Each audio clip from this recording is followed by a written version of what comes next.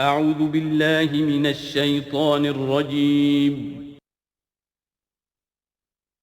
بسم اللہ الرحمن الرحیم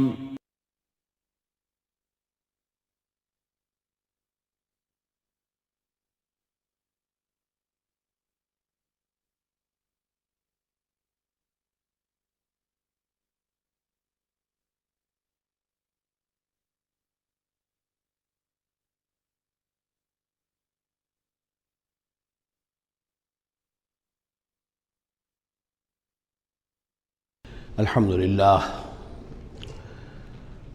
للہ وکفیٰ والصلاة والسلام علی عبادہ الذین اصطفیٰ خصوصاً علی افضلہم وخاتم النبیین محمد الامین وعلی آلہ وصحبہ اجمعین اما بعد فاعوذ باللہ من الشیطان الرجیم بسم اللہ الرحمن الرحیم وَإِذَا أُنزِلَتْ سُورَةٌ أَنْ آمِنُوا بِاللَّهِ وَجَاهِدُوا مَعَ رَسُولِهِ اسْتَأْذَنَكَ أُولُو الطَّوْلِ مِنْهُمْ وَقَالُوا ذَرْنَا نَكُنْ مَعَ الْقَاعِدِينَ رَضُوا بِأَنْ يَكُونُوا مَعَ الْخَوَالِفِ وَطُبِعَ عَلَى قُلُوبِهِمْ فَهُمْ لَا يَفْقَهُونَ صدق اللہ العظیم۔ سورہ توبہ میں ابھی یہی منافقین کا بیان چل رہا ہے، اور جب کوئی صورت نازل ہوتی ہے کہ ایمان لاؤ اللہ پر اور جہاد کرو اس کے رسول کے ساتھ مل کر، استأذنک اولو الطول منہم، تو ان میں سے جو مقدرت والے ہیں، دولت والے ہیں، وسائل رکھنے والے ہیں، وہ بھی آپ سے آ کر رخصت مانگتے ہیں۔ وقالوا ذرنا نکن مع القاعدین، اور کہتے ہیں کہ ہمیں چھوڑ دیجئے، رہنے دیجئے، ایگزمپٹ کر دیجئے، ہم یہیں بیٹھ رہنے والوں میں شامل ہو جائیں۔ رضوا بأن یکونوا مع الخوالف، وہ اس پر راضی ہو گئے کہ پیچھے رہنے والی عورتوں میں شامل کر دیے جائیں، یعنی جنگ کرنا مردوں کا کام ہے، اور خواتین کو چونکہ پیچھے بچے اور خواتین ظاہر بات ہے کہ گھروں میں رہ جانے والے تھے، تو انہوں نے اپنے لیے یہ مقام پسند کیا، یہ ایک طرح کا ان پر طنز ہے۔ رضوا بأن یکونوا مع الخوالف وطبع علی قلوبہم فہم لا یفقہون، تو ان کے دلوں پر مہر کر دی گئی اور اب وہ سمجھ نہیں سکتے۔ لیکن الرسول والذین آمنوا معہ، اس کے برعکس اللہ کے رسول صلی اللہ علیہ وسلم اور جو لوگ ان کے ساتھ ایمان لائے، جاہدوا باموالہم وانفسہم، انہوں نے جہاد کیا اللہ کی راہ میں، اپنے اموال سے بھی، اپنی جانوں سے بھی۔ وَأُولَٰئِکَ لَهُمُ الْخَيْرَاتُ، یہ وہ لوگ ہیں جن کے لیے بھلائیاں ہیں، خوبیاں ہیں، نیکیاں ہیں، اچھا اجر ہے۔ وَأُولَٰئِکَ هُمُ الْمُفْلِحُونَ، اور یقیناً یہی لوگ ہیں فلاح پانے والے، آخری منزل مراد کو پا لینے والے۔ فلاح کے لفظ پر انشاءاللہ تفصیلی گفتگو جو ہے وہ سورہ مومنون کے شروع میں ہوگی۔ یہ ایک بڑی اہم اصطلاح ہے قرآن کی، میں نے اب تک اس کا ترجمہ بس اسی طریقے سے اسی لفظ کے ساتھ کیا ہے۔ اعد اللہ لہم جنات تجری من تحتہا الانہار خالدین فیہا، اللہ تعالیٰ نے ان کے لیے ان باغات کو تیار کیا ہے جن کے دامن میں یا جن کے نیچے ندیاں بہتی ہوں گی، جن میں وہ ہمیشہ ہمیش رہیں گے۔ ذالک الفوز العظیم، اور یہ بہت بڑی کامیابی ہے۔ وجاء المعذرون من الاعراب لیؤذن لہم، اور آئے آپ کے پاس بہانے بنانے والے بدو بھی، مدینے کے لوگوں کا تذکرہ ہو رہا تھا، اب ظاہر بات ہے یہ نفیر عام تھی، اعلان عام تھا، تو اب جو بھی آس پاس تھے، جو دیہات میں رہنے والے مسلمان تھے، ان پر بھی یہ حکم جو ہے عائد تھا، تو ان میں سے بھی لوگ آئے اور رخصت طلب کرنے لگے۔ جاء المعذرون من الاعراب، اعراب اعرابیون کی جمع ہے، وہ جو لوگ بادیہ نشین بدو، لیؤذن لہم، کہ انہیں بھی اجازت دے دی جائے، انہیں بھی رخصت دے دی جائے۔ وقعد الذین کذبوا اللہ ورسولہ، اور بیٹھ رہے وہ لوگ جنہوں نے کہ جھوٹ کہا تھا اللہ سے اور اس کے رسول سے، وعدے جو کیے تھے وہ جھوٹ نکلے، یا یہ کہ جو عذر ان کر رہے وہ جھوٹا ہے۔ سیصیب الذین کفروا منہم عذاب علیم، ان قریب ان میں سے جو لوگ کفر پر اڑ جائیں گے، یا جو لوگ فی الواقع کفر کی حد کو پہنچ گئے ہیں، ان کے لیے دردناک عذاب ہے۔ لیس علی الضعفاء، کمزوروں کا معاملہ یہ نہیں ہے، ان پر کوئی ذمہ داری نہیں ہے، کوئی ملامت نہیں ہے، ضعیف ہوں، ولا علی المرضى، نہ ہی بیماروں پر، ولا علی الذین لا یجدون ما ينفقون، نہ ہی ان پر کہ جن کے پاس کچھ خرچ کرنے کے لیے نہیں ہے۔ آخر اتنا لمبا سفر کرنا ہے، تبوک تک جانا ہے، کوئی سواری چاہیے، 4 آدمیوں پر ایک اونٹ ہو، کچھ تو ہو، کہیں تو کچھ نہ کچھ تو ان کو سہارا ملے۔ ان کے پاس سامان نہیں ہے، پیسہ نہیں ہے۔ لا یجدون ما ينفقون، تو جو لوگ اپنے پاس کوئی اس کی مقدرت نہیں رکھتے اور ساز و سامان نہیں رکھتے تو ان پر حرج نہیں ہے۔ لیس علی الضعفاء حرج، یہ لیسا کے بعد جو ہے حرج یہاں آیا ہے، ان پر کوئی گناہ نہیں ہے، کوئی الزام نہیں ہے، کوئی ملامت نہیں ہے۔ اذا نصحوا للہ ورسولہ، جب کہ اللہ اور اس کے رسول کے ساتھ مخلص ہوں، دل میں اخلاص ہے، لیکن یہ کہ مجبوری فی الواقع ہے، کوئی ضعیف ہے، بہت بوڑھا ہے، کوئی بیمار ہے، کوئی بالکل یعنی بغیر کسی وسائل کے ہے۔ ما علی المحسنین من سبیل، ایسے جو محسن لوگ ہیں، جو جن کا دین جو ہے وہ یعنی درجہ احسان کو پہنچا ہوا ہو، ان کے لیے کوئی ملامت نہیں، ان کے اوپر کوئی گرفت نہیں۔ واللہ غفور الرحیم، اور اللہ غفور الرحیم ہے۔ ولا علی الذین اذا ما اتوک لتحملہم، اور نہ ہی ان پر کوئی الزام ہے یا ان پر کوئی گناہ ہے کہ جو آئے آپ کے پاس، جب آئے کہ آپ ان کے لیے سواری کا انتظام کر دیں، لتحملہم، قلتا، تو اے نبی آپ نے فرمایا، لا اجد ما احملکم علیہ، نہیں میرے پاس بھی کوئی سواری کا بندوبست نہیں ہے، میں نہیں پاتا کوئی چیز جس پر کہ آپ کو سوار کر سکوں۔ تولوا، تو مجبوراً وہ لوٹ گئے، واعینہم تفیض من الدمع، اور ان کے آنکھوں سے آنسو جاری تھے، حزناً، اس حزن کی وجہ سے، اس رنج اور غم کی وجہ سے، اللہ یجدوا ما ينفقون، کہ ان کے پاس نہیں ہے جسے وہ خود خرچ کر سکیں اور اپنے لیے کسی سواری کا بندوبست کر سکیں۔ ایک طرف یہ جذبہ ہے، چاہتے ہیں، جانا چاہتے ہیں، لیکن مجبوری ہے، اس مجبوری کی بنا پر بھی اگر وہ رک رہے ہیں تو ان کو صدمہ ہے، افسوس ہے، رو رہے ہیں۔ دوسری طرف وہ ہیں جو اولو طول ہیں، ان کے پاس سب کچھ موجود ہے، وسائل و ذرائع ہیں، لیکن جانے کو تیار نہیں۔ انما السبیل علی الذین یستاذنونک وہم اغنیاء، ملامت اور الزام تو ان لوگوں پر ہے کہ جو آپ سے رخصت مانگتے ہیں جبکہ وہ غنی ہیں، مالدار ہیں۔ رضوا بان یکونوا مع الخوالف، وہ راضی ہو گئے اس پر کہ وہ پیچھے رہنے والی خواتین ہی کے ساتھ ہو جائیں۔ وطبع اللہ علی قلوبہم، اللہ نے ان کے دلوں پر مہر کر دی، فہم لا یعلمون، اور اب وہ صحیح علم سے بے بہرہ ہو چکے ہیں۔ یعتذرون الیکم اذا رجعتم الیہم، اب یعتذرون چونکہ یہ فعل مضارع ہے تو یہ بھی ہو سکتا ہے کہ کر رہے ہیں ترجمہ ہو کہ وہ اب بہانے بنا رہے ہیں یا عذر پیش کر رہے ہیں، اور یہ بھی کہ کریں گے۔ تو اس اعتبار سے یہ آیات یہ بھی ممکن ہے کہ اثناء سفر میں، واپسی کا جو سفر ہے تبوک سے، اس میں نازل ہوئی ہوں، اور یہاں پھر ہم مستقبل کے حوالے سے اس کا ترجمہ کریں گے، اور یہ بھی ہو سکتا ہے کہ مدینہ واپس تشریف لانے کے بعد یہ آیات نازل ہوئی ہوں، تو اب حال میں اس کا ترجمہ ہوگا۔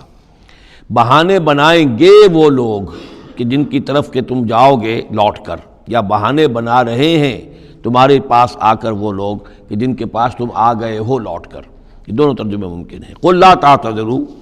کہہ دیجئے یا کہہ دیجئے گا کہ اب بہانے مت بناؤ، کوئی عذر مت تراشو، کوئی لیم ایکسکیوزز پیش نہ کرو، لن نؤمن لکم، اب ہم تمہاری بات نہیں مانیں گے۔ قد نبأنا اللہ من اخبارکم، اللہ تعالیٰ نے ہمیں تمہاری خبروں سے پورے طور پر مطلع کر دیا ہے۔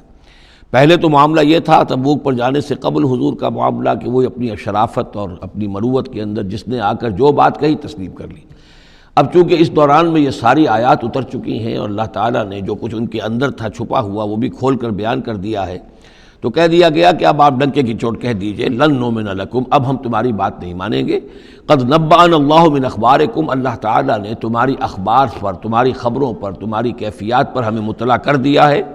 وَسَيَرَ اللَّهُ عَمَلَكُمْ وَرَسُولُهُ، اب عنقریب مستقبل میں اللہ تعالیٰ تمہارے عمل کو دیکھے گا اور اس کا رسول بھی دیکھیں گے صلی اللہ علیہ وسلم، یعنی آئندہ اب تمہارا کیا ایٹیچیوڈ رہتا ہے۔ ثُمَّ تُرَدُّونَ إِلَىٰ عَالِمِ الْغَیْبِ وَالشَّہَادَةِ، پھر تمہیں لوٹا دیا جائے گا اس ہستی کی طرف جو کھلے اور چھپے کی جاننے والی ہے۔ فَيُنَبِّئُكُم بِمَا كُنتُمْ تَعْمَلُونَ، تو پھر وہ تمہیں جتلا دے گا جو کچھ کہ تم کرتے رہے تھے۔ سَيَحْلِفُونَ بِاللَّهِ لَكُمْ إِذَا انقلبتم، یہ یقیناً قسمیں کھا کھا کر، حلف اٹھا کر اللہ کا کہیں گے جب کہ تم ان کی طرف لوٹ جاؤ گے یا آ گئے ہو، الیہم لتعرضوا عنہم، تاکہ آپ اعراض کریں، تاکہ مسلمانوں ان کو چھوڑ دیں، ان سے کوئی باز پرس نہ کریں، انہیں کوئی صدا نہ دیں، اعراض کریں۔ فاعرضوا عنہم، ٹھیک ہے ان سے اعراض کرو، ان سے آپ توجہ جو ہے پھیر لیجئے۔ انہم رجس، یقیناً یہ لوگ ناپاک ہیں۔ ومأواہم جہنم، اور ان کا ٹھکانہ آگ ہے۔ جزاء بما کانوا یکسبون، بدلہ اس کا جو یہ کمائی انہوں نے کی ہے۔ یحلفون لکم لترضوا عنہم، یہ جو قسمیں کھا رہے ہیں مسلمانوں تمہارے پاس آ کر، اس لیے تاکہ تمہیں راضی کر لیں، تم ان سے راضی ہو جاؤ۔ اس لیے کہ ظاہر بات ہے کہ ایک معاشرہ تھا، مدینے میں رہتے تھے، ان کے بھائی بند تھے، ان کے دوست تھے، احباب تھے، اوس اور خزرج کے اندر رشتہ داریاں تھیں، تو اب بالکل آؤٹ کاسٹ ہو جانا معاشرے میں، تو ظاہر بات ہے کہ وہ پھر کوشش کرتے تھے کہ سارے مسلمان ہم سے بدظن نہ ہو جائیں، سب لوگ جو ہیں بدگمان ہو جائیں، تو ہم تو آؤٹ کاسٹ ہو جائیں گے، گویا کہ معاشرے میں اچھوت ہو جائیں گے۔ تو وہ آ کے لوگوں سے ملاقاتیں کر کر کے پھر ان کو بتاتے تھے کہ نہیں، ہمارا تو یہ عذر تھا، یہ مجبوری تھی، ہماری نیتوں پر شک نہ کرو۔ یحلفون لکم لترضوا عنہم، اے مسلمانوں یہ تمہارے سامنے قسمیں کھا کھا کر اپنے خلوص کا جو اطمینان تمہیں کرانا چاہ رہے ہیں، وہ اس لیے کہ تم ان سے راضی ہو جاؤ۔ فَإِن تَرْضَوْا عَنْهُمْ فَإِنَّ اللَّهَ لَا يَرْضَىٰ عَنِ الْقَوْمِ الْفَاسِقِينَ، تو اگر تم ان سے راضی ہو بھی گئے تو اللہ تعالیٰ ان نافرمانوں سے راضی ہونے والا نہیں ہے۔ الاعراب اشد کفرا ونفاقا،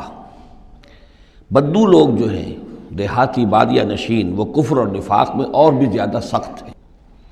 وَأَجْدَرُ أَن لَّا يَعْلَمُوا حُدُودَ مَا أَنزَلَ اللَّهُ عَلَيْهِ عَلَىٰ رَسُولِهِ، اور زیادہ لائق ہیں اس کے کہ ناواقف ہوں اس چیز کی حدود سے اور اس چیز کی تفاصیل سے کہ جو اللہ تعالیٰ نے اپنے رسول پر نازل فرمائی۔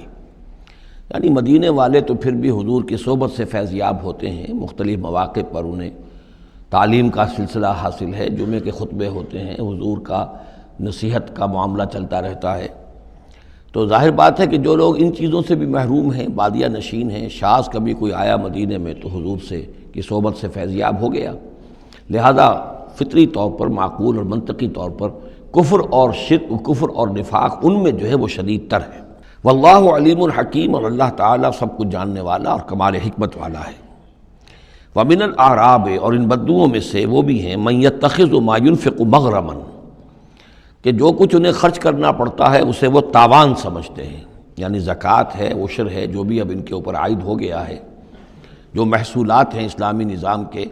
اب یہ چونکہ ان کو دینے پڑ رہے ہیں، پہلے تو کوئی نظام ایسا تھا نہیں، تو یہ ان کو ایسے محسوس کرتے جیسے کوئی تاوان ہو۔ وَيَتَرَبَّصُ بِكُمُ الدَّوَائِرَ، اور وہ منتظر ہیں کہ کوئی گردش زمانہ آئے، اور یہ جو حکومت قائم ہوئی ہے مدینے میں، جس کی وجہ سے ہمیں یہ سب کچھ کرنا پڑ رہا ہے، کوئی اس کے اندر تبدیلی پیدا ہو جائے، وہ حکومت ختم ہو جائے۔ علیہم دائرۃ السوء، اصل میں بری گردش خود ان کے اوپر مسلط ہے، یعنی جو منافقت ہے جو ان کے دلوں کے اندر، وہ ہے اصل برائی کے جو ان پر مسلط ہے۔ واللہ سمیع علیم، اور اللہ سب کچھ سننے والا اور جاننے والا ہے۔ ومن الاعراب من یؤمن باللہ والیوم الآخر، اور اعراب سب کے سب ویسے نہیں ہیں، بلکہ ان میں سے ایسے بھی ہیں، من الاعراب، انہی بدوؤں میں وہ بھی ہیں، من یؤمن باللہ والیوم الآخر، جو ایمان رکھتے ہیں اللہ پر، یوم آخر پر، ویتخذ ما ینفق، اور جو چیز بھی وہ خرچ کرتے ہیں اللہ کی راہ میں، اس کو سمجھتے ہیں قربات عند اللہ،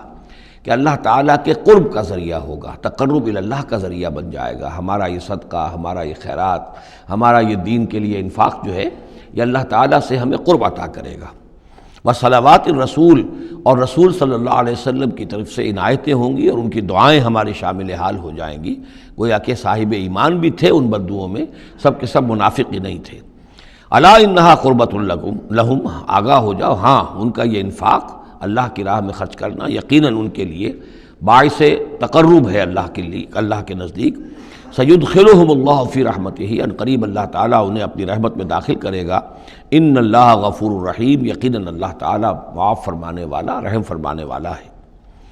اب جو مضمون آ رہا ہے 13ویں رکوع میں، اس میں کیٹیگرائز کیا جا رہا ہے کہ اہل ایمان جو تھے اس وقت، یا یوں سمجھیے کہ جو مسلمان تھے، ان میں کیا حفظ مراتب کا معاملہ کیا تھا۔ ظاہر بات ہے کہ تمام اہل ایمان ایک درجے کے تو نہیں تھے، خدا پنج انگشت یکساں نہ کرد، نہ ہر زن زنست و نہ ہر مرد مرد،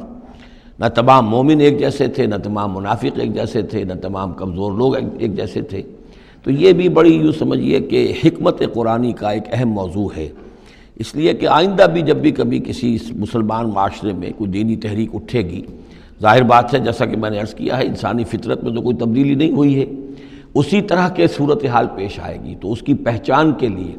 لوگوں کے درمیان درجہ بندی کا ایک فہم اور تفقع حاصل کرنے کے لیے یہ آیات جو ہیں یہ بہت ہی اہم ہیں۔ والسابقون الاولون من المہاجرین والانصار، اور پہلے پہل سبقت کرنے والے مہاجرین میں سے اور انصار میں سے، والذین اتبعوہم بإحسان، اور وہ لوگ جنہوں نے ان کی پیروی کی بھلائی کے ساتھ، نیکی کے ساتھ، رضی اللہ عنہم ورضوا عنہ، اللہ ان سے راضی ہو گیا اور وہ اس سے راضی ہو گئے، وعد لہم جنات تجری تحتها الانہار خالدین فیہا ابدا، ان کے نیچے ندیاں بہتی ہوں گی، اللہ نے وہ باغات تیار کر دیے ہیں ان کے لیے جن کے نیچے ندیاں بہتی ہوں گی، اس میں وہ ہمیشہ ہمیشہ رہیں گے، ذالک الفوز العظیم، یہی ہے بہت بڑی کامیابی۔ اب یہ ٹاپ کی ہیں، دو درجے ہیں، دو مراتب ہیں۔ جیسے ایک مرتبہ ہم دیکھ چکے سورہ نساء میں انبیاء، صدیقین، شہداء، صالحین، یہ گویا کہ ایک خاص اعتبار سے، اب اس کی تفاصیل میں جانے کا یہ موقع نہیں ہے، یہ مختلف اعتبارات سے درجہ بندی ہوتی ہے۔ ایک یہ درجہ بندی ہمارے سامنے آ رہی ہے کہ ٹاپ کے دو جو ہیں ان کے لیے الفاظ آئیں السابقون الاولون اور والذین اتبعوہم بإحسان، یہ وہ لوگ ہیں نیک سرشت اور جن کی فطرتیں سلیمہ اور جن کی عقل سلیم تھی، لیکن ان میں بھی دو درجے تھے۔ ایک درجہ وہ تھا کہ جن میں اتنی ہمت بھی ہوتی ہے کہ جیسے ہی حق سامنے آئے فوراً قبول کر لیں اور بالکل دائیں بائیں نہ دیکھیں کہ اس سے پھر کیا لازم آئے گا، کیا چھوڑنا پڑے گا، کیا کرنا پڑے گا، بلکہ یہ کہ بس ان کے لیے حق جو ہے وہ اتنی بڑی قیمتی شے ہے کہ اس کے مل جانے کے بعد ہر چہ بعد آباد، اب ہر جو ہونا ہے وہ ہو جائے، وہ تاخیر نہیں کرتے، دیر نہیں کرتے، ان میں ہمت ہوتی ہے۔ وہ یہ نہیں دیکھتے کہ اس پگڈنڈی پہ چلنے والے تو کوئی ہے ہی نہیں، بلکہ یہ کہ اگر پہلے ہی میں کیسے چھلانگ لگا دوں، کیسے میں چل پڑوں، کوئی مجھے آگے چلتا ہوا نظر ہی نہیں آ رہا ہے، بلکہ ان کے اندر وہ ہمت ہوتی ہے۔ یہ ایک مزاج اللہ تعالیٰ نے لوگوں کے بنائے ہیں،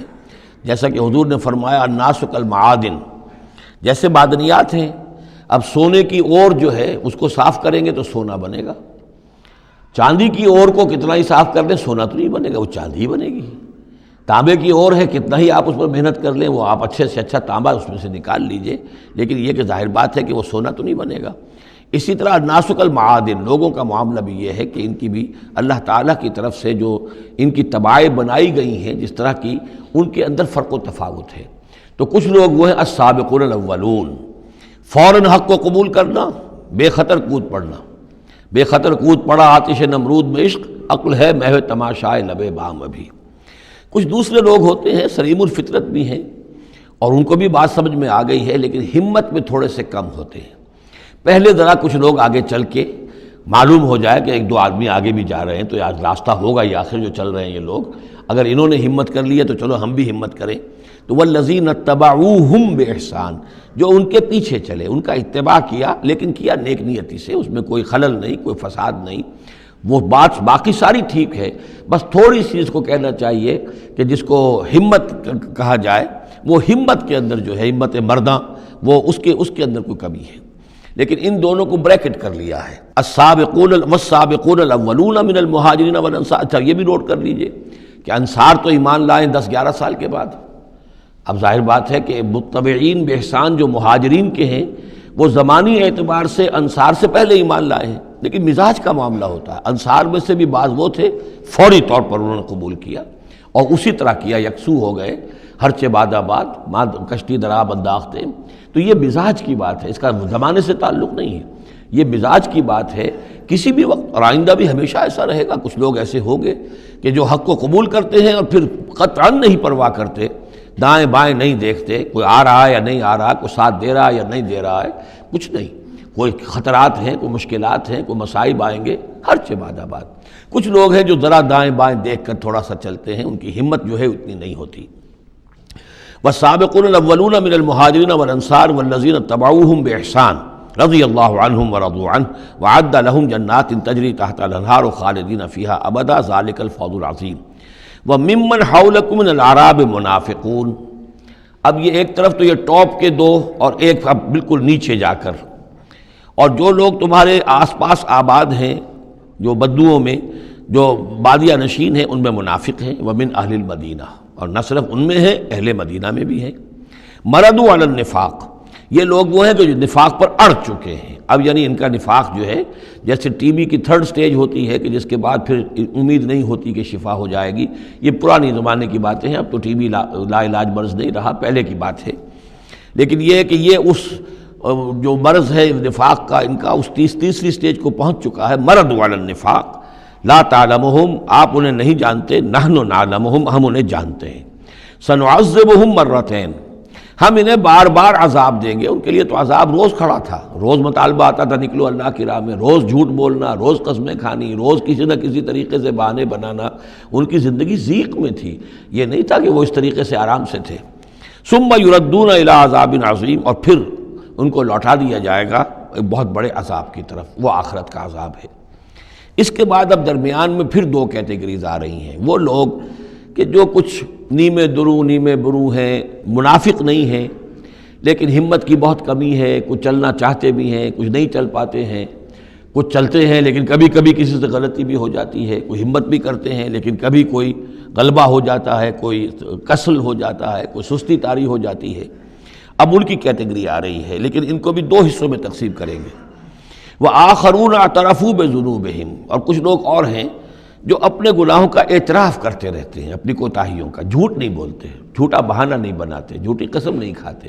ہم سے خطا ہو گئی، ہم سے غلطی ہو گئی، واقعتاً ہم سے کوتاہی ہوئی ہے، واقعتاً ہم اپنے اہل و عیال کے اندر مصروف ہو کر اور اپنے فرائض کی ادا کرنے میں کوتاہی کا ثبوت دیتے رہے ہیں۔ یہ اعتراف، جب تک اعتراف ہوگا نفاق نہیں شمار ہوگا۔ جہاں جھوٹا بہانہ آنا شروع ہوا وہ نفاق ہے، اور جہاں جھوٹی قسم آ گئی وہ نفاق کی دوسری سٹیج ہے، اور اس کے بعد تیسری سٹیج یہ ہوتی ہے کہ اہل ایمان سے انہیں ضد ہو جاتی ہے، قد ہو جاتی ہے، دشمنی ہو جاتی ہے کہ یہ بے وقوف لوگ جو ہیں ان کی وجہ سے ہم پریشان ہو رہے ہیں، اگر یہ بھی ہماری طرح بیٹھ رہے ہیں تو ہمیں بھی کوئی پوچھے نہیں اور کوئی ہمارے اوپر بھی کوئی عتاب نہ آئے۔ یہ چونکہ فوراً وہ تو جیسے ہی آواز آئی اور یہ چل پڑتے ہیں، لہذا بجائے اس کے کہ ان کے بارے میں اچھے احساسات و جذبات ہوں کہ چلیے اللہ ان کو توفیق دے رہا ہے، بلکہ ان سے ایک دشمنی اور ایک ان کے دلوں کے اندر عداوت پیدا ہو جاتی ہے، وہ ہے نفاق۔ یہ اور کیٹیگری ہے کہ جو نفاق سب سے نیچے کر لیجئے اور سب سے اوپر وہ دو ہیں، والسابقون الاولون من المہاجرین والانصار والذین اتبعوہم بإحسان۔ اب ان کے درمیان میں یہ دو سٹیجز ہیں۔ وآخرون اعترفوا بذنوبہم اور کچھ لوگ اور ہیں جنہوں نے اپنی کوتاہیوں کا، اپنی تقصیر کا اعتراف کیا۔ خلطوا عملا صالحا وآخر سیئا، انہوں نے کچھ گڈمٹ کیا ہوا ہے، نیک کام بھی کرتے ہیں، ایثار بھی کرتے ہیں، انفاق بھی کرتے ہیں، لیکن یہ کہ کبھی کوئی غلط کام بھی کر بیٹھتے ہیں، کوئی بری حرکت بھی سرزد ہو جاتی ہے۔ عسى اللہ ان یتوب علیہم، اللہ تعالیٰ امید دلاتا ہے کہ اللہ تعالیٰ ان کی توبہ کو قبول فرمائے گا اور ان کی توبہ جو ہے ان کو توبہ کی توفیق دے گا۔ ان اللہ غفور الرحیم، یقیناً اللہ تعالیٰ غفور اور رحیم ہے۔ اس میں شان نزول کے اعتبار سے ایک روایت بھی ہے، حضرت ابو لبابہ تھے رضی اللہ تعالیٰ عنہ اور ان کے کچھ ساتھی تھے، ان سے غزوہ تبوک کے موقع پر یہ کوتاہی ہو گئی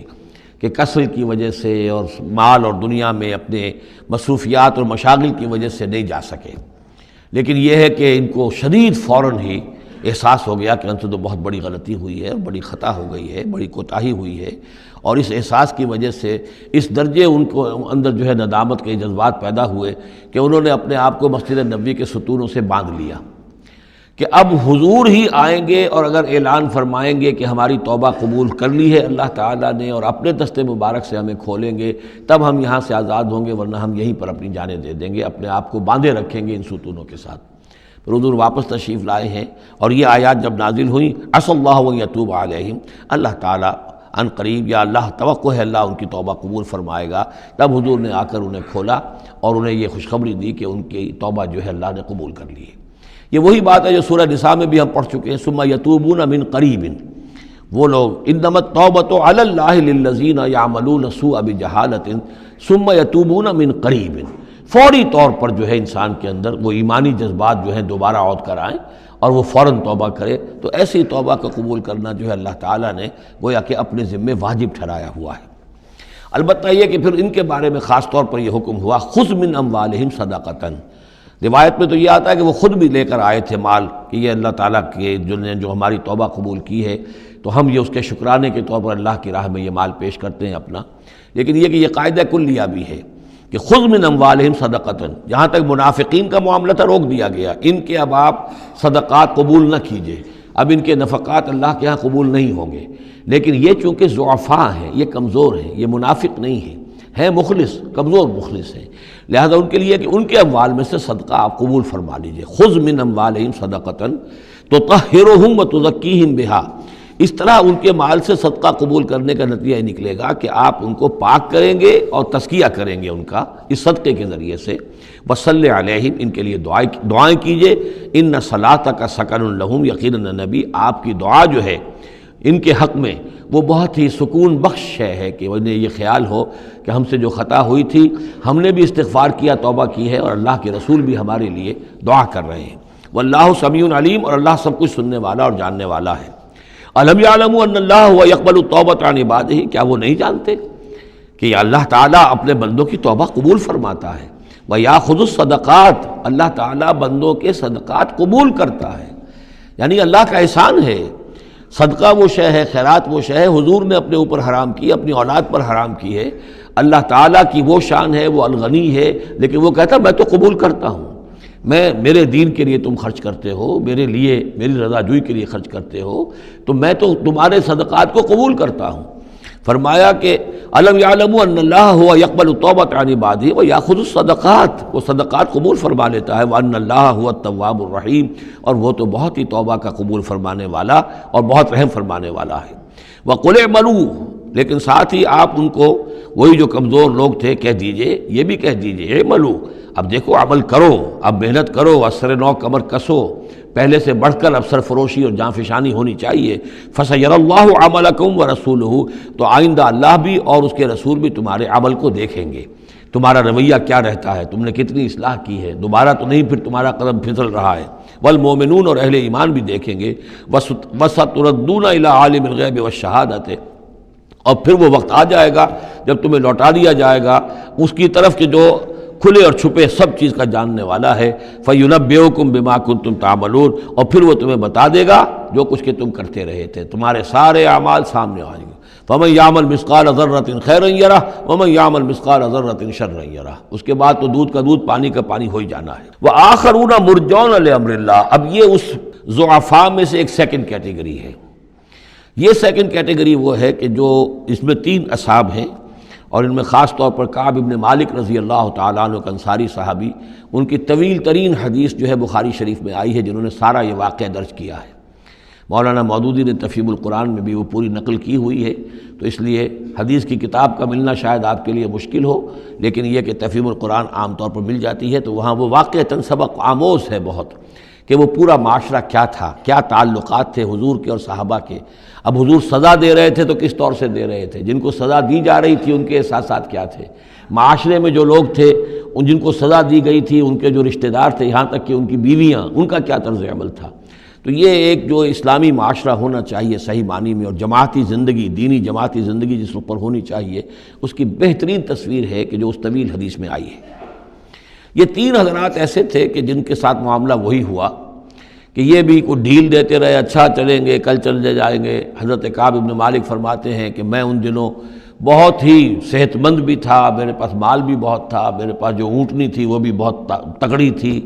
اور میں نے کہا چند دن اور حضور تو چلیں گے 30,000 کا لشکر لے کر، تو ظاہر بات ہے رفتار جو ہے کم ہوگی، تم ابھی اور گھر میں ٹھنڈی چھاؤں جو ہے گھر کی اور اپنے باغ کی اور اپنے جو ہے آرام کر لو، پھر تیزی کے ساتھ دوڑتے ہوئے جا کے حضور سے مل جانا۔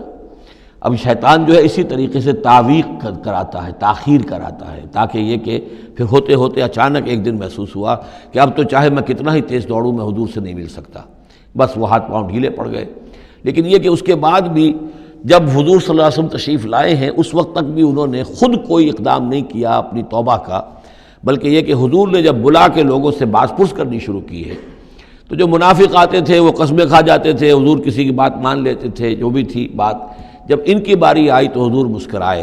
حضور کو معلوم تھا کہ یہ ظاہر بات ہے کہ کعب بن مالک جو ہے منافقین میں سے نہیں ہے۔ فرمائیے آپ کا مسئلہ کیا ہوا تھا؟ انہوں نے صاف کہہ دیا کہ حضور یہ لوگ جو جھوٹی قسمیں کھا کھا کر بچ گئے ہیں آپ کے ہاں سے،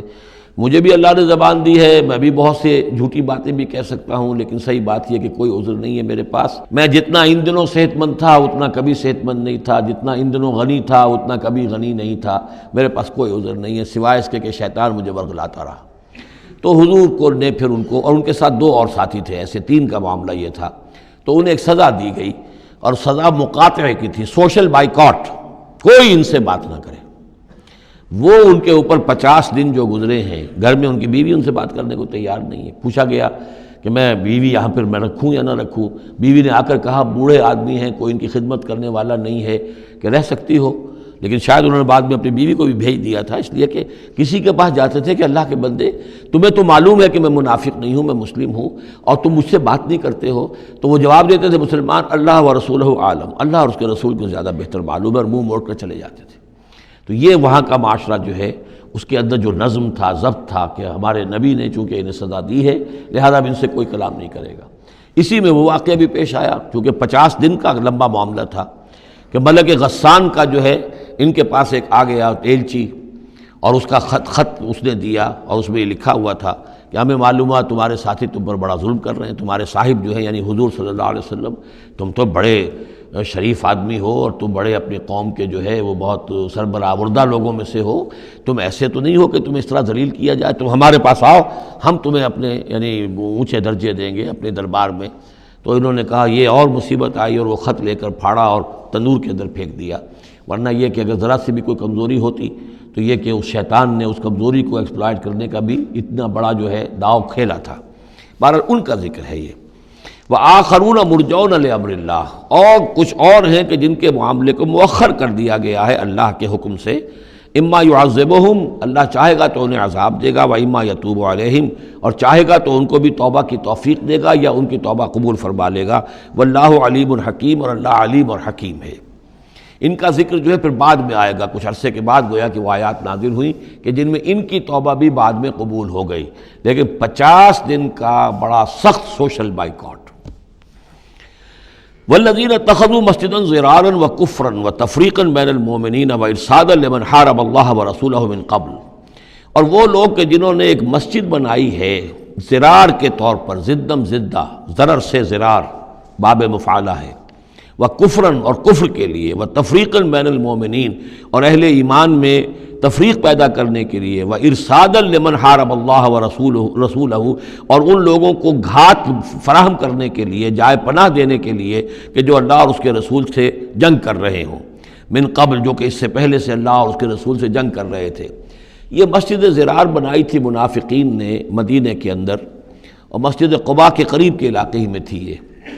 اور یہ اصل میں اس کے پیچھے ایک شخص تھا ابو عامر راہب, خزرج کا یہ شخص تھا, اور یہ شخص بھی ویسے بڑا عالم شخص تھا, اور یہ عیسائی ہو گیا تھا اور راہب ہو گیا تھا. جیسے کہ ورقہ ابن نوفل تھے, وہ قرشی تھے, لیکن وہ بھی ان کی طبیعت سلیم تھی, عقل سلیم اور فطرت سلیمہ کی روشنی میں انہوں نے بھی اس وقت پھر بت پرستی چھوڑ کر اور عیسائیت اختیار کر لی تھی. کان یکتب التوراۃ بالعبرانیہ, اور اتنے بڑے عالم تھے کہ تورات عبرانی زبان میں لکھا کرتے تھے. تو اس حوالے سے اسی طرح کی ایک پیرلل شخصیت یہ ہے, ابو عامر خزرج کے تھے یہ. لیکن یہ شخص جو ہے راہب بنا, لیکن اس کو معاملہ برعکس ہوا. ورقہ ابن نوفل نے تو حضور کی تصدیق کی جب حضرت خدیجہ رضی اللہ تعالی عنہا لے کر گئی ہیں حضور کو, ان کا کہ یہ وہی ناموس ہے جو موسیٰ اور عیسیٰ پر آیا تھا, اور اللہ کرے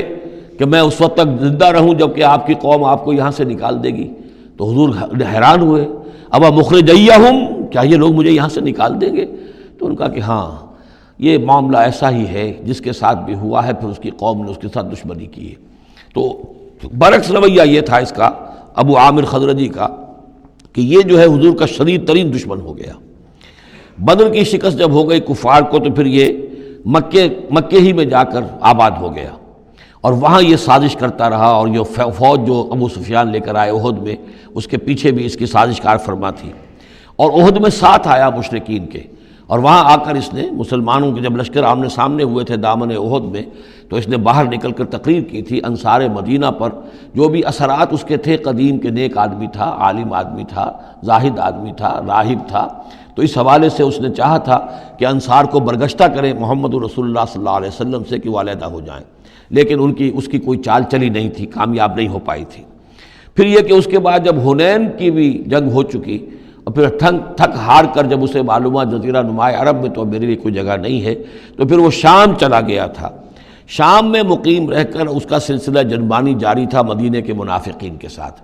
اور وہاں سے اس نے انہیں حکم دیا کہ ایک مسجد بناؤ, ہو ذرا مدینے سے باہر, تاکہ جو بھی ہمارے سازشی عناصر ہیں وہ وہاں جمع ہو سکیں. یہ آپ کہیں گے مسجد ہے, یہ تو ہم مسجد میں نماز پڑھنے کے لیے جمع ہوتے ہیں, اور چونکہ مدینے سے ذرا باہر ہوگی لہذا اس کی خبریں بھی عام طور پر لوگوں کو نہیں ملیں گی، باہر سے کوئی پیغام مجھے بھیجنا ہوگا میں وہاں پہنچا دوں گا، تو نام اس کا مسجد رکھا گیا، اصل میں وہ فتنے کا ایک مرکز تھا جو تعبیر کیا گیا۔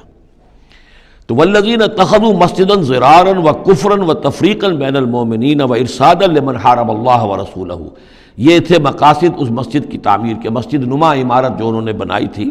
کہ وہ اصل میں مسلمانوں کو نقصان پہنچانے کے لیے، کفر کی تقویت کے لیے، اہل ایمان میں تفریق پیدا کرنے کے لیے، اور جو بھی اللہ اور اس کے رسول کے دشمن ہیں ان کو ایک جائے پناہ اور ان کے لیے ایک گھات کی جگہ کہ وہ وہاں جا کر آ کر بیٹھے، جی مسافر ہیں مسجد کے اندر ٹھہرے ہوئے ہیں، ان کے اوپر کوئی جو ہے کوئی تعارض ان سے نہ کرے۔ وَلَيَحْلِفُنَّ إِنْ أَرَدْنَا إِلَّا الْحُسْنَى، اور ان قریب وہ قسمیں کھا کھا کر کہیں گے کہ نہیں نہیں حضور ہماری کوئی بری نیت نہیں تھی، کوئی ارادہ نہیں تھا، بلکہ یہ کہ ہم نے تو نیکی کا ارادہ کیا تھا، اصل میں دوسری مسجد ہم سے دور پڑتی تھی، کچھ جماعت میں ہماری کچھ نمازیں رہ جاتی تھی جماعت سے، ہم نے کہا کہ ہم ایک مسجد اور بنا لیں تاکہ ہماری تمام جو نمازیں ہیں باجماعت ادا ہو جائیں۔ واللہ یشہد انہم لکاذبون، اللہ گواہی دیتا ہے کہ یہ جھوٹے ہیں۔ لا تقم فیہ، انہوں نے آ کے حضور سے درخواست کی، ایک دفعہ حضور آپ تشریف لے چلیے، آپ کے آنے سے وہاں بڑی برکت ہو جائے گی، تو آپ مسجد جو ہے ہماری اس کو بھی یہ سعادت نصیب ہو جائے کہ آپ قدم رنجاں فرمائیں وہاں، لیکن اللہ تعالیٰ نے بروقت روک دیا۔ لا تقم فیہ ابدا، اے نبی آپ اس مسجد میں کبھی کھڑے نہ ہوں۔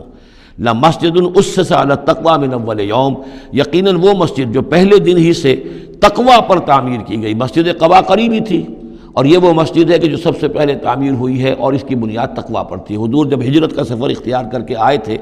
مدینے پہنچے تو وہاں پہلا پڑاؤ تھا، مدینے سے 3 میل باہر، اس پڑاؤ کی جگہ پر یہ وہ مسجد قباء ہے۔ تو مسجد اسس علی التقوی من اول یوم، پہلے دن سے جو مسجد جو ہے تقوی پر جس کی بنیاد رکھی گئی، احق ان تقوم فیہ، وہ زیادہ حقدار ہے، مستحق ہے اس کی کہ آپ اس میں کھڑے ہوں، اس میں نماز پڑھیں۔ فیہ رجال یحبون ان یتطہروا، اس میں وہ لوگ ہیں کہ جن کو بڑی پسند ہے یہ بات کہ وہ بہت پاک رہیں، بہت پاک رہیں۔ واللہ یحب المطہرین، اور اللہ تعالیٰ کو ایسے لوگ بہت پسند ہیں کہ جو بہت زیادہ پاکی کو پسند کرتے ہوں۔ ان سے پوچھا گیا پھر مسجد قباء والے مسلمانوں سے کہ آپ لوگوں کی وہ کون سا وصف ہے آپ کا جس کی وجہ سے اللہ تعالیٰ نے اتنی مدح فرمائی ہے کہ یہ بڑے متطہرین ہیں، مطہرین، اور اللہ ان کو پسند کرتا ہے؟ تو انہوں نے فرمایا کہ ہم قضاء حاجت کے بعد ڈھیلے بھی استعمال کرتے ہیں اور پھر پانی سے بھی طہارت کرتے ہیں، تو یہ دونوں طریقے سے وہ اپنا استنجا جو ہے وہ پوری طریقے سے کرتے تھے، اسی کو سمجھا گیا ہے کہ اللہ تعالیٰ نے اس کی تعریف فرمائی ہے۔ فیہ رجال یحبون ان یتطہروا واللہ یحب المطہرین، افمن اسس بنیانہ علی تقوی من اللہ ورضوان، تو کیا بھلا وہ کہ جس نے اپنی بنیاد رکھی ہو اپنی عمارت کی تقوی پر اللہ کی طرف سے اور اس کی رضا پر، وہ بہتر ہے ام من اسس بنیانہ، یا وہ کہ جس نے اپنی تعبیر کی بنیاد رکھی ہے علی شفا جرف ہار، ایک ایسی کھائی کے کنارے پر جس کا کنارہ گرا چاہتا ہے، فنہار بہ فی نار جہنم، تو پھر وہ اس کو لے کر گر گیا نار جہنم میں۔ یعنی یہ کہ انسان تعمیر کرتا ہے تو کوئی جگہ دیکھتا ہے، فرض کیجئے کوئی ایسی جگہ ہے کہ نیچے سے کھوکھلی ہے، آپ نے دیکھا ہوگا بعض جگہ دریاؤں کے کناروں کے اوپر کہ نیچے سے لیکن اوپر کنارہ چلا آ رہا ہے، اب اس کنارے کے اوپر جو ہے جس کے نیچے سپورٹ نہیں ہے کوئی تعمیر کرے گا تو وہ تعمیر کہاں جائے گی؟ وہ تو ظاہر بات ہے کہ وہ دریا میں گر جائے گی۔ تو اصل میں یہ جو تدبیریں ہوتی ہیں منافقین کی، ان کی مثال ایسے ہے کہ جہنم کے کنارے کے اوپر یہ خشکی ہے، اس کا کنارہ باہر نکلا ہوا ہے، اس پر ہی اپنی تعمیر کر رہے ہیں، ظاہر بات ہے کہ وہ کنارہ بھی ڈھہ جائے گا اور ان کو اور ان کی تعمیر کو لے کر جہنم میں جا گرے گا۔ واللہ لا یہدی القوم الظالمین، اور اللہ تعالیٰ ایسے ظالم لوگوں کو راہیاب نہیں کرتا۔ لا یزال بنیانہم الذی بنوا ریبۃ فی قلوبہم، یہ عمارت جو انہوں نے بنائی ہے، یعنی یہ جو بھی منافقت کی عمارت انہوں نے تعمیر کی ہے اور تانا بانا بنا ہے، یہ عمارت جو انہوں نے بنائی ہے اب رہے گی ان کے دلوں میں، شکوک و شبہات پیدا کیے رکھے گی، الا ان تقطع قلوبہم، الا یہ کہ ان کے دل کے ٹکڑے کر دیے جائیں۔ اس کو یوں سمجھیے کہ اگر فرض کیجئے کسی کے جسم میں کینسر بہت پھیل گیا ہو تو ظاہر بات ہے آپریشن نہیں ہو سکتا، کیا کریں گے آپ؟ پورے جسم کے ٹکڑے کر دیں گے؟ وہ تو اس ٹیشو میں بھی ہے، اس ٹیشو میں بھی ہے، اس ٹیشو میں بھی ہے، وہاں بھی پہنچ گیا، یہاں بھی پہنچ گیا ہے، اب ممکن نہیں۔ تو اسی طریقے سے ان کے دلوں کے اندر اس کی جڑیں اتنی گہری جا چکی ہیں منافقت کی کہ ان کے دلوں سے منافقت کی جڑیں نکل ہی نہیں سکتی الا یہ کہ دل کے ٹکڑے ٹکڑے کر دیے جائیں، دل ریشہ ریشہ کر دیا جائے تو آپ جڑیں نکال لیں، ورنہ اس کے بغیر ممکن نہیں ہے، یعنی اس درجے راسخ ہو چکے ہیں۔ لا يزال بنيانهم الذي بنوا ريبة في قلوبهم الا ان تقطع قلوبهم والله عليم حكيم، اللہ تعالی علیم اور حکیم ہے۔ ان اللہ اشترى من المؤمنین انفسهم واموالهم بان لهم الجنہ، یہ دو آیات پھر بہت اہم آ گئی ہیں۔ یقیناً اللہ نے خرید لی ہے اہل ایمان سے ان کی جانیں بھی اور ان کے مال بھی، اس قیمت پر کہ ان کے لیے جنت ہے۔ یقاتلون فی سبیل اللہ، یہ ہے بیع و شراء جو ایک صاحب ایمان کی اللہ کے ساتھ ہو جاتی ہے۔ ان اللہ اشترا، صاحب ایمان بیچتا ہے، اللہ خریدتا ہے۔ ان اللہ اشترا من المؤمنین انفسهم واموالهم بان لهم الجنہ یقاتلون فی سبیل اللہ، وہ جنگ کرتے ہیں اللہ کی راہ میں، فیقتلون ویقتلون، تو قتل کرتے بھی ہیں قتل ہوتے بھی ہیں۔ 70 قتل کر دیے انہوں نے قرشی میدان بدر میں، 70 شہید ہو گئے دامن احد میں۔ وعد اللہ علیہ حقا، وعدن علیہ حقا، یہ وعدہ اللہ کے ذمے ہے، ثابت ہے، پختہ ہے، قائم ہے، یعنی جنت انہیں اللہ دے کر رہے گا۔ اس میں اصل میں جو بین السطور کہیے یا جو بھی جو چیز پس منظر میں ہے وہ یہ ہے کہ ایک سودا ہوتا ہے نقد، آپ نے مال دیا اور قیمت لے لی، بات ختم ہو گئی۔ یہ جو اللہ کے ساتھ سودا ہے یہ ادھار ہے، یہاں سب کچھ لگا دو، خرچ کر دو، جان مال تن من دھن لگا دو، آخرت میں ملے گی جنت۔ جنت یہاں نہیں ہے، جنت وہاں ہے۔ تو چونکہ ادھار کا سودا ہے، اس پر دل میں کچھ نہ کچھ دغدغہ رہتا ہے۔ نو نقد نہ تیرا ادھار والی جو مثال ہے کہ 9 نقد نہ تیرا ادھار، ادھار کی 13 سے بہتر ہے کہ 9 جو نقد ملتے ہیں وہ لے لیے جائیں۔ تو اس حوالے سے جو ہے انسانی کمزوری بر بنائے طبع بشری اس کے اندر ایک دغدغہ رہتا ہے، اس کو اب کس زور کے ساتھ اس کی نفی کی جا رہی ہے۔ وعدن علیہ حقاً، کوئی شک نہ کرو یہ وعدہ ہے اس کے ذمے حق ثابت، فی التوراۃ والانجیل والقرآن، اور اللہ کی طرف سے اس وعدے کی توثیق 3 دفعہ ہو چکی ہے، تورات میں ہوئی، انجیل میں ہوئی، قرآن میں ہوئی۔ ومن اوفی بعہدہ من اللہ، اور اللہ سے بڑھ کر اپنے عہد کا وفا کرنے والا کون ہوگا؟ فاستبشروا ببیعکم الذی بایعتم بہ، بس خوشیاں مناؤ، جشن مناؤ اس بیع پر جو تم نے کی ہے۔ اب یہاں ایک لفظ اور آ گیا، بایعتم بہ، آپس میں جو سودا کیا ہے۔ مبایعت باب مفاعلہ، باع یبیع بیچنا، یہ ثلاثی مجرد ہے، اور یہ جو ہے بیعت بنتی ہے بایع یبایع، آپس میں کوئی سودا کر لینا۔ تو فاستبشروا ببیعکم الذی بایعتم بہ، بس خوشیاں مناؤ اس بیع پر جس کا سودا تم نے اپنے اللہ سے کیا ہے۔ یہیں سے لفظ بیعت نکلا ہے۔ بیعت کیا ہے؟ ایک بندہ اللہ کے حوالے کرتا ہے اپنے آپ کو، لیکن چونکہ اللہ تعالیٰ تو سامنے خود موجود نہیں ہے، اس وقت اللہ کے رسول تھے، تو بیعت ہو رہی ہے اصل میں تو اللہ سے، بیع اللہ سے ہے اور بیعت رسول اللہ سے ہو رہی ہے صلی اللہ علیہ وسلم۔ دست مبارک اللہ کا نہیں ہے بلکہ اللہ کے رسول کا ہے۔ البتہ ایک جگہ ہم جا کر دیکھ لیں گے کہ فرمایا گیا کہ ایک تیسرا ہاتھ اور بھی ہے، انویزیبل ہاتھ، غیر مرئی ہاتھ اللہ کا بھی ہے، ید اللہ فوق ایدیہم، اللہ کا ہاتھ ان کے ہاتھوں کے اوپر ہے۔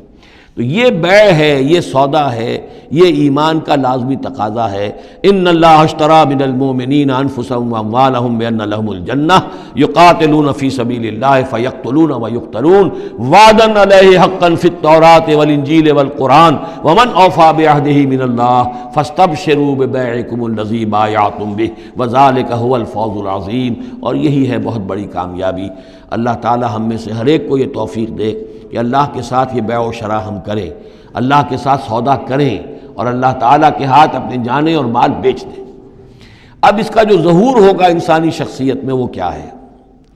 یہ آیت بھی بڑی ہی گمبھیر اور بڑی جامع آیت ہے، بہت جامع آیت ہے۔ اس میں 9 الفاظ آئے ہیں،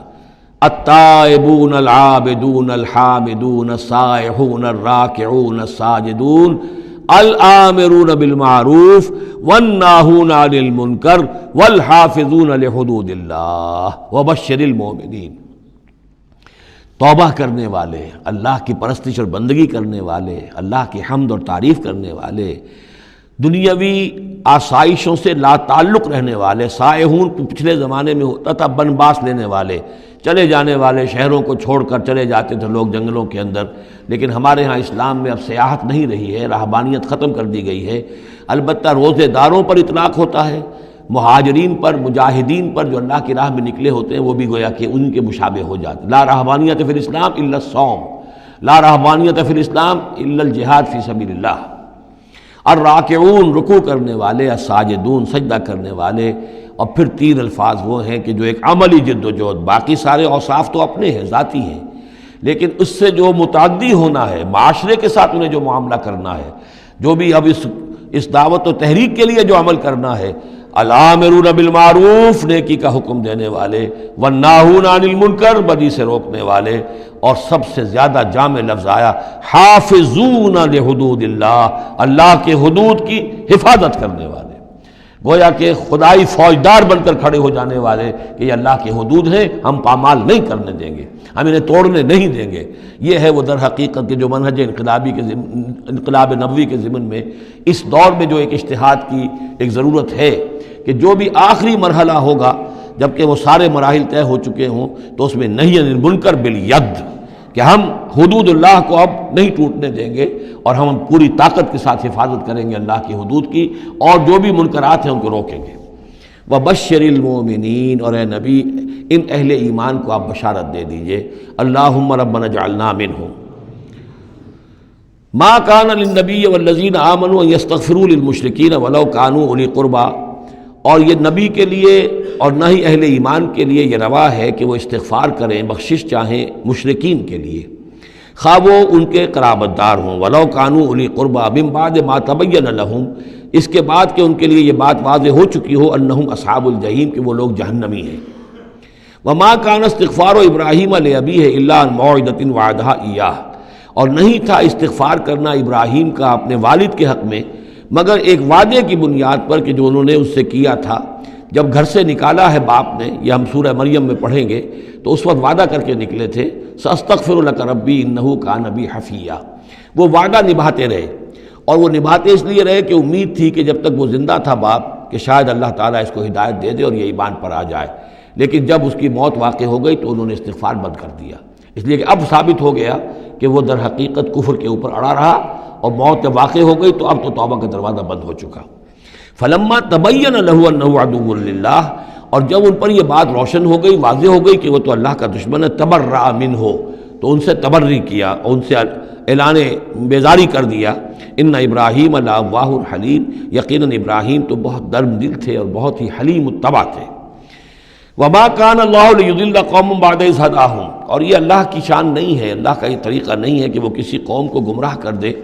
اس کے بعد کہ انہیں ہدایت دی ہو، حتی یبین لہم ما یتقون، جب تک کہ واضح نہ کر دے جس چیز سے بچنا چاہیے۔ یعنی جب تک یہ آیت قرآن میں نہیں اتری تھی، اگر کسی مسلمان نے اپنے کسی مشرک باپ یا ماں کے لیے دعا کی ہے تو اللہ نے اس کے لیے معافی کا اعلان کر دیا کہ چونکہ اس بات سے ابھی تک تمہیں آگاہ نہیں کیا گیا تھا کہ اہل ایمان کے لیے روا نہیں ہے کہ مشرکین کے لیے استغفار کریں، تو جب تک یہ حکم نہیں آ گیا تھا جو بھی اگر کسی نے کیا ہے تو اللہ تعالیٰ اس پر کوئی باس پرس نہیں کرے گا۔ ما کان اللہ لیضل قوما بعد اذ ہداہم حتی یبین لہم ما یتقون، جب تک کہ واضح نہ کر دیا جائے کہ ان چیزوں سے آپ کو بچنا ہے۔ ان اللہ بکل شیء علیم، یقیناً اللہ تعالیٰ ہر شے کا جاننے والا ہے۔ ان اللہ لہ ملک السماوات والارض، یقیناً اللہ ہی کے لیے ہے آسمانوں اور زمین کی بادشاہی، یحیی و یمیت، وہی زندہ رکھتا ہے، وہی موت وارد کرتا ہے۔ ما لکم من دون اللہ من ولی ولا نصیر، اور تمہارے لیے کوئی نہیں ہے، کوئی نہ حمایتی اور نہ کوئی مددگار اللہ کے سوا۔ لقد تاب اللہ علی النبی والمہاجرین والانصار،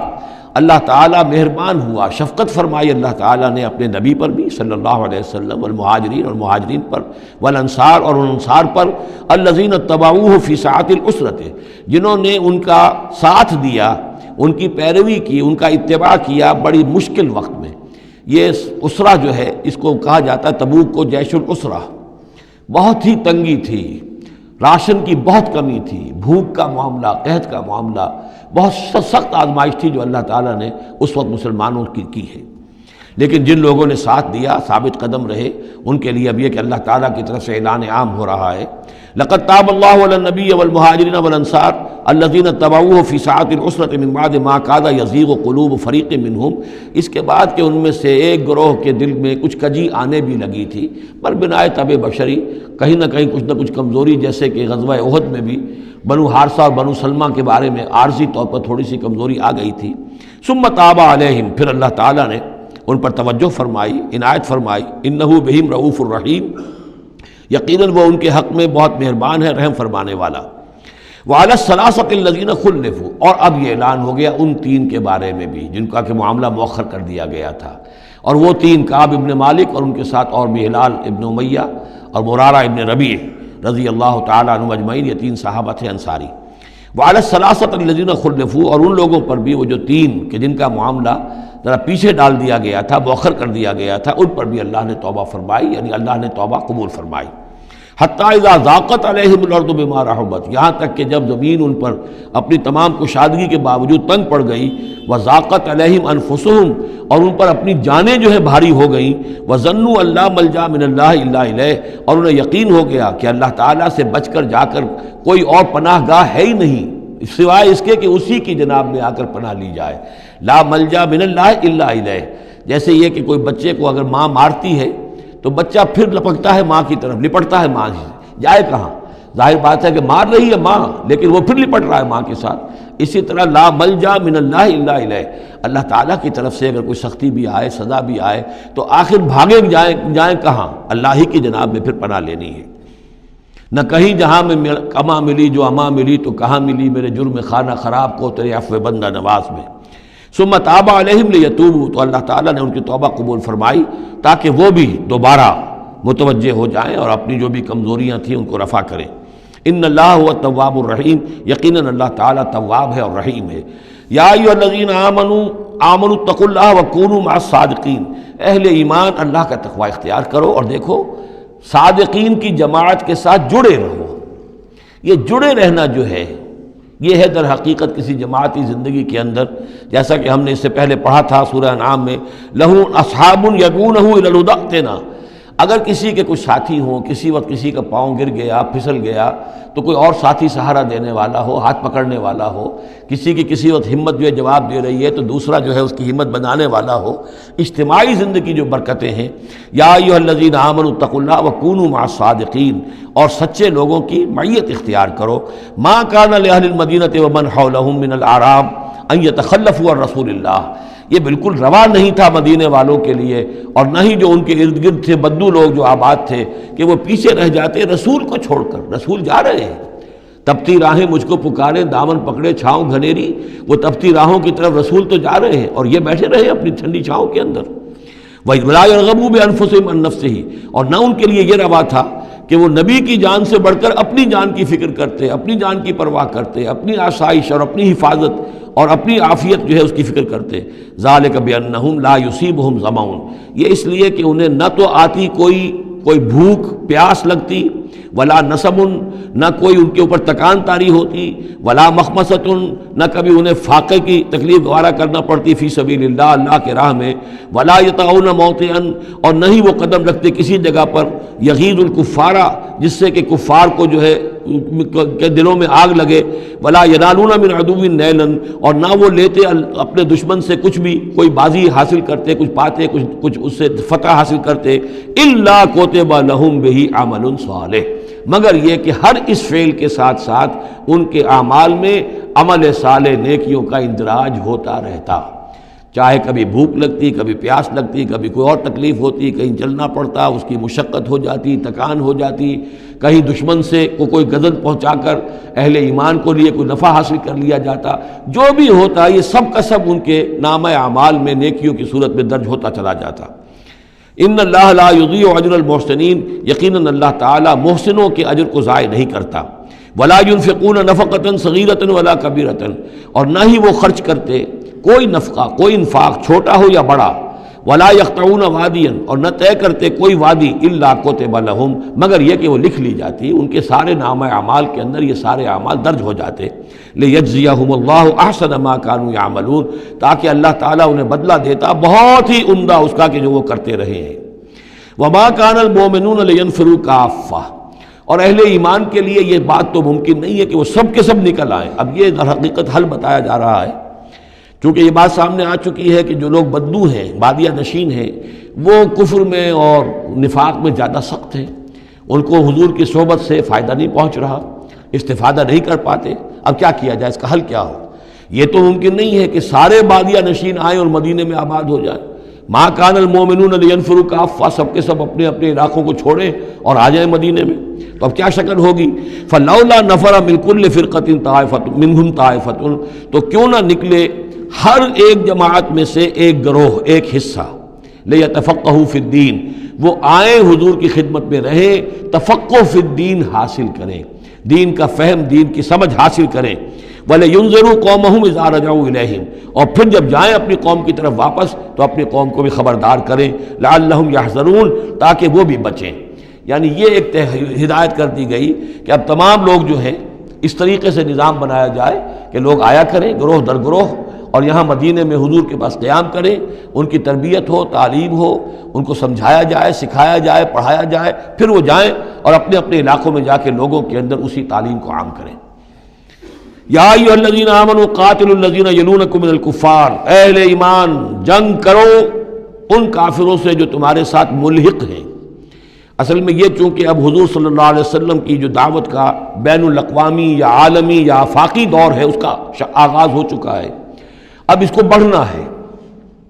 تو یہاں حکم دیا جا رہا ہے اب جو دارالاسلام کی سرحد یہاں ہے تو جو کافر یہاں بستے ہیں ان سے قتال کرو، پھر وہ سرحد آگے چلی جائے گی تو اگلوں کے ساتھ قتال کرو۔ یہ قتال جاری رہنا ہے تاں آ کے پوری دنیا پر اللہ کا دین غالب ہو جائے۔ جیسے کہ وہ قتال جاری رہا، قاتلوہم حتی لا تکون فتنۃ ویکون الدین کلہ للہ، جیسے جزیرہ نماء عرب کی حد تک قتال کے جاری رکھنے کا حکم تھا کہ جب تک جزیرہ نماء عرب سے کفر اور شرک کا خاتمہ نہیں ہو جاتا اور اللہ کا دین وہاں غالب نہیں ہو جاتا، یہ جنگ جاری رہے گی۔ اب معاملہ یہ ہے کہ حضور صرف عرب کے لیے نہیں بھیجے گئے تھے بلکہ پوری دنیا کے لیے، لہذا اب اس کے لیے یہ اعلان عام ہے، چارٹر ہے، اسی پر عمل کرتے ہوئے فوجیں نکلی ہیں۔ ورنہ جیسا کہ میں نے کئی مرتبہ عرض کیا ہے، ایرانیوں نے تو کہا بھی تھا کہ ہمارے اوپر کیوں تم چڑھ کر آ گئے ہو، یہ اللہ کا حکم ہے۔ یا ایھا الذین آمنوا قاتلوا الذین یلونکم من الکفار ولیجدوا فیکم غلظہ، اور چاہیے کہ وہ تمہارے اندر سختی محسوس کریں، نرمی نہ پائیں، سختی محسوس کریں۔ وَاعْلَمُوا أَنَّ اللَّهَ مَعَ الْمُتَّقِينَ، اور جان لو کہ اللہ تعالیٰ متقیوں کے ساتھ ہے۔ وَإِذَا مَا أُنزِلَتْ سُورَةٌ فَمِنْهُم مَّن يَقُولُ أَيُّكُمْ زَادَتْهُ هَٰذِهِ إِيمَانًا، اور جب کوئی صورت نازل ہوتی ہے تو وہ کہتے ہیں آپس میں، پھر منافقین کا تذکرہ ہو رہا ہے، بھائی کس کے ایمان میں اضافہ ہو گیا اس صورت سے، استہزاء کے انداز میں، کیونکہ یہ بات کہی گئی ہے جب وہ آیات سنتے ہیں اللہ کی تو ان کے ایمان میں اضافہ ہوتا ہے، تو اب وہ تبصر کرتے تھے۔ وَإِذَا نَزَلَتْ سُورَةٌ أُنزِلَتْ سُورَةٌ، جب کوئی صورت نازل کی جاتی ہے، فَمِنْهُمْ، تو ان میں سے وہ لوگ بھی ہیں جو کہتے ہیں، مَن يَقُولُ أَيُّكُمْ زَادَتْهُ هَٰذِهِ إِيمَانًا، اس صورت کے آنے سے تم میں سے کس کس کے ایمان میں اضافہ ہو گیا۔ فَأَمَّا الَّذِينَ آمَنُوا فَزَادَتْهُمْ إِيمَانًا، تو واقعتاً جو ایمان والے ہیں ان کے ایمان میں یقیناً اضافہ ہوا ہے۔ وَهُمْ يَسْتَبْشِرُونَ، اور وہ خوش ہوتے ہیں، خوشیاں مناتے ہیں، اللہ نے مزید آیات اتاری ہیں، اللہ نے ہمارے ایمان کو اور جلا بخشی ہے۔ وَأَمَّا الَّذِينَ فِي قُلُوبِهِم مَرَضٌ، رہ گئے وہ لوگ کہ جن کے دلوں میں روگ ہے، فَزَادَتْهُمْ رِجْسًا إِلَىٰ رِجْسِهِمْ، تو ان کے جو گندگی پہلے سے ہے ان آیات کے نزول کے بعد بھی ان کی گندگی ہی میں اضافہ ہوتا ہے۔ وَمَاتُوا وَهُمْ كَافِرُونَ، اور وہ مرتے ہیں اسی حال میں کہ وہ کافر ہوتے ہیں۔ أَوَلَا يَرَوْنَ أَنَّهُمْ يُفْتَنُونَ فِي كُلِّ عَامٍ مَرَّةً أَوْ مَرَّتَيْنِ، کیا یہ منافق دیکھتے نہیں ہیں کہ ہر سال ان کو آزمایا جا رہا ہے، ایک بار یا دو بار، کوئی نہ کوئی مرحلہ آ جاتا، ہر سال کوئی قتال کا مرحلہ آ گیا، کوئی اور آزمائش آ گئی۔ ثم لا يتوبون ولا هم يذكرون، اس کے باوجود نہ یہ توبہ کرتے ہیں اور نہ ہی نصیحت اخذ کرتے ہیں۔ وَإِذَا مَا أُنزِلَتْ سُورَةٌ نَظَرَ بَعْضُهُمْ إِلَىٰ بَعْضٍ، اور جب کوئی صورت نئی اترتی ہے جس میں قتال کا ذکر بھی ہو جائے تو پھر وہ ایک دوسرے کو دیکھتے ہیں، نظر بعضهم إِلَىٰ بَعْضٍ، کنکھیوں سے، آنکھوں میں اشارے کرتے ہیں، هَلْ يَرَاكُم مِّنْ أَحَدٍ، تمہیں کوئی دیکھ تو نہیں رہا؟ ثم انصرفوا، پھر وہ وہاں سے کھسک جاتے ہیں۔ صرف اللہ قلوبہم، اصل میں اللہ تعالیٰ نے ان کے دلوں کو پھیر دیا ہے، بأنہم قوم لا یفقہون، اس لیے کہ ان کے دل تفقہ سے خالی ہیں۔ اب یہ جو دو آیتیں ہیں یہ قرآن مجید کی عظیم ترین آیات میں سے ہیں. لقد جاءکم رسول من انفسکم، لوگو دیکھو آ گیا ہے تمہارے پاس ہمارا رسول صلی اللہ علیہ وسلم، تم ہی میں سے ہے، انسان ہے، بنی نوع بشر میں سے ہے. عزیز علیہ ما عنتم، اور مسلمانوں جو تم پر کوئی بات مشکل کی ہوتی ہے وہ ان پر بھی بڑی بھاری گزرتی ہے. حریص علیکم، تمہارے حق میں بہت حریص ہیں، سارے خیر، ساری خوبیاں، ساری بھلائیاں اللہ تمہیں دے دے. بالمؤمنین رؤوف الرحیم، اور اہل ایمان کے حق میں وہ شفیق بھی ہیں، رحیم ہیں، مہربان ہیں. فَإِن تَوَلَّوْا، پھر بھی اگر وہ منہ پھیر لیں، فَقُلْ، تو اے نبی کہہ دیجئے، حسبی اللہ، میرے لیے اللہ کافی ہے، لا الہ الا ہو، اس کے سوا کوئی معبود نہیں. علیہ توکل، تو میں نے اس پر توکل کیا ہے. وہو رب العرش العظیم، اور وہ بہت بڑے عرش کا رب ہے، وہ عرش جو اس کا ہمارے تصور کے اندر آ ہی نہیں سکتا. رب العرش العظیم، بڑے عرش والا مالک ہے. بارک اللہ لی ولکم فی القرآن العظیم ونفعنی. Subscribe to our channel by clicking the subscribe button. Click the bell button and enjoy the latest uploads from our channel.